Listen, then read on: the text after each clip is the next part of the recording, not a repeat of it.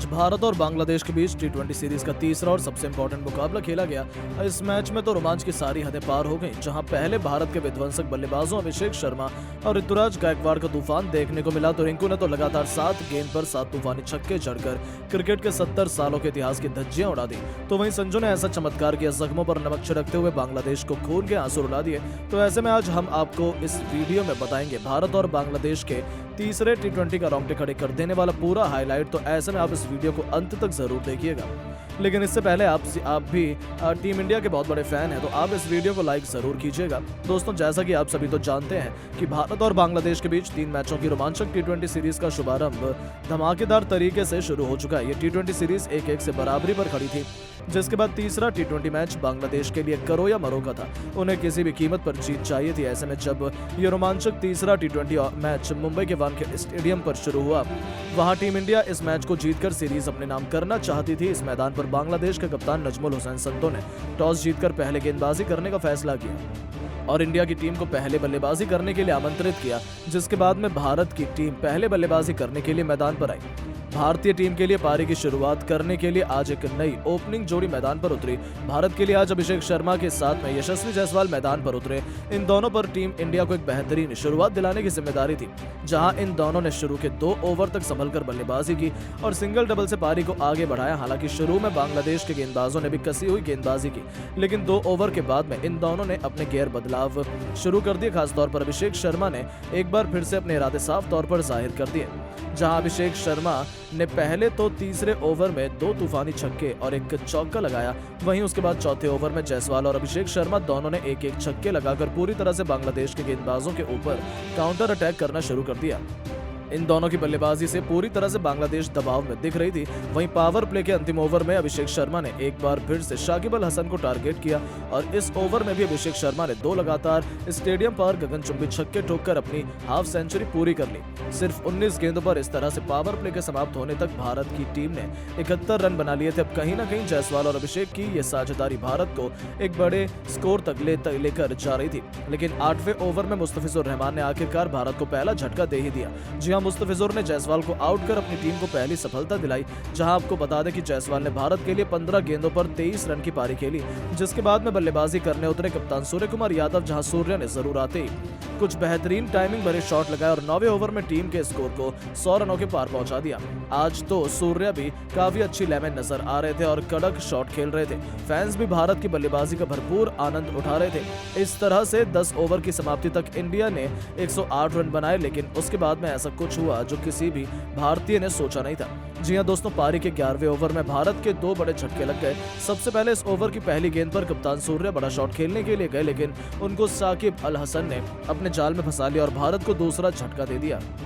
बता दें कि सूर्य ने टीम इंडिया के लिए सिर्फ 7 गेंदों में 13 रन की पारी खेली, जिसके बाद में बल्लेबाजी करने के लिए आए संजू सैमसन, जिन्होंने आते ही लगातार 3 गेंदों पर 3 तूफानी छक्के बरसाकर शाकिब की धज्जियां उड़ा दी। लेकिन यहीं पर वो गलती कर बैठे और अगली गेंद पर शाकिब ने उन्हें क्लीन बोल्ड कर दिया। हालांकि संजू को आज गायकवाड़ के ऊपर प्रमोट किया गया था, लेकिन वो कुछ खास प्रदर्शन नहीं कर पाए, जिसके बाद में बल्लेबाजी करने उतरे अपनी धाकड़ बल्लेबाजी से गर्दा उड़ाने लगाने वाले ऋतुराज गायकवाड़। अब गायकवाड़ और अभिषेक शर्मा पर टीम को एक अच्छे स्कोर तक पहुंचाने की जिम्मेदारी थी, जहां आपको बता दें कि इन दोनों ने 2 विकेट गिराने के बाद में सूझबूझ के साथ में बल्लेबाजी की और सिंगल डबल से पारी को आगे बढ़ाया। हालांकि 15वें ओवर में जरूर एक बार फिर से अभिषेक शर्मा ने अपने हाथ खोले और इस ओवर में अभिषेक शर्मा के बल्ले से एक बार फिर से एक चौका और 2 ताबड़तोड़ छक्के देखने को मिले। अब अभिषेक शर्मा एक बार फिर से अपने शतक की ओर तेजी से बढ़ रहे थे। वहीं 15 ओवर की समाप्ति तक इंडिया का स्कोर भी 154 रन तक पहुंच गया था, लेकिन 16वें ओवर में आखिरकार भारत को बड़ा झटका लग ही गया। इस ओवर में अभिषेक शर्मा बड़ा शॉट खेलने के चक्कर में मेहदी हसन का शिकार बन गए। बता दें कि अभिषेक शर्मा ने इंडिया के लिए 48 गेंदों पर 92 रन की पारी खेली, जहां इस पारी में अभिषेक शर्मा के बल्ले से 7 और 5 चौके निकले। उसके बाद में गायकवाड़ का साथ देने के लिए मैच फिनिशर रिंकू सिंह मैदान पर उतरे। उनको बखूबी पता था इनको लास्ट में कैसे बल्लेबाजी करनी है। जहां आपको बता दें, आते ही रिंकू ने दूसरी गेंद पर एक गगनचुंबी छक्का जड़ दिया और अपना इंटेंट साफ जाहिर कर दिया, जिसके बाद गायकवाड़ ने भी अपने हाथ खोले और 17वें ओवर में गायकवाड़ के बल्ले से 3 टाइमिंग भरे चौके निकले। वहीं रिंकू और गायकवाड़ 18वें ओवर में अपनी टीम के स्कोर को भी 200 रन के पार पहुंचा चुके थे। अब कहीं ना कहीं पूरी तरह से बांग्लादेश बैकफुट पर नजर आ रही थी, जिसके बाद अंतिम के 2 ओवर में इन दोनों ने जो बल्लेबाजी की वो वाकई में देखने लायक थी।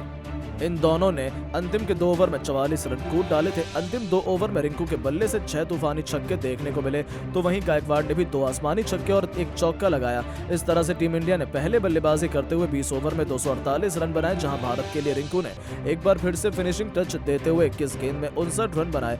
इस दरमियान उनके बल्ले से 7 खतरनाक छक्के भी निकले थे। वहीं गायकवाड़ ने भी 45 रन की पारी खेली। अब अगर बांग्लादेश को यह मैच जीतना था तो बांग्लादेश को 249 रन बनाने थे, जो कि बिल्कुल भी आसान काम नहीं था भारत के गेंदबाजों के सामने। जिसके बाद में जब बांग्लादेश की टीम इस लक्ष्य का पीछा करने के लिए आई तो उनको आज एक बेहतरीन और ताबड़तोड़ शुरुआत चाहिए थी, क्योंकि लक्ष्य काफी बड़ा था। लेकिन लक्ष्य का पीछा करने उतरी बांग्लादेश की शुरुआत काफी खराब रही। पहले ही ओवर में तंजीद हसन को अर्शदीप सिंह ने इन स्विंग गेंद डालकर क्लीन बोल्ड कर दिया और इंडिया को पहली सफलता दिलाई। जहां आपको बता दें कि तंजीद अपना खाता भी नहीं खोल पाए, जिसके बाद में बैटिंग करने के लिए आए शाकिब अल हसन ने आते ही भारत के गेंदबाजों पर काउंटर अटैक किया और उनका साथ लिटन दास ने दिया। शाकिब एक छोर से लगातार ताबड़तोड़ बैटिंग कर रहे थे और तेजी से अपने टीम के स्कोर को आगे बढ़ा रहे थे। वहीं लिटन भी उनका अच्छा साथ दे रहे थे। इन दोनों ने देखते ही देखते सिर्फ और सिर्फ 4 ओवर में अपनी टीम को 50 रन के पार पहुंचा दिया। लेकिन अब टीम इंडिया को विकेट की जरूरत थी और उसके बाद कप्तान सूर्या ने गेंद रवि बिश्नोई को थमाई और बिश्नोई ने आते ही पावर प्ले के अंतिम ओवर में जो गेंदबाजी की उसमें उसने मैच को ही पलट दिया।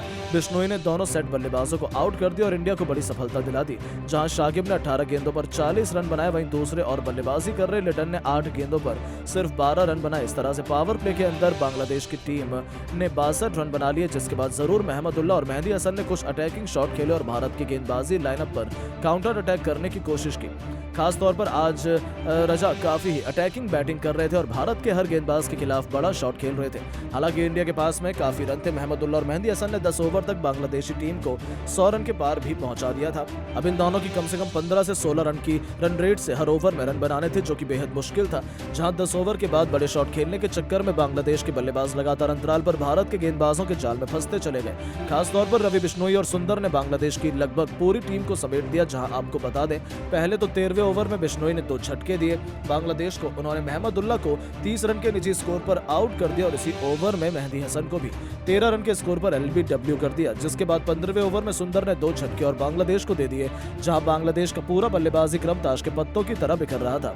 हालांकि उनके बल्लेबाजों ने लड़ाई तो लड़नी चाहिए, लेकिन वो अपनी टीम को सिर्फ 175 रन तक ही पहुंचा सके और भारत की टीम ने ये मैच बड़ी आसानी से एक तरफा अंदाज में जीत लिया। आपको बता दें, ये सिर्फ एक प्रैक्टिस मैच था। बाकी रियल मैच तीसरा T20 बहुत जल्द खेला जाएगा, जिसे आप बिल्कुल भी मिस नहीं करना चाहेंगे। लेकिन दोस्तों, अब आपको क्या लगता है कि तीसरे T20 मैच में टीम इंडिया जीत हासिल कर पाएगी या नहीं? अपनी कीमती राय नीचे कमेंट बॉक्स में जरूर बताएं और ऐसी शानदार खबरों के लिए चैनल को सब्सक्राइब जरूर करें। धन्यवाद।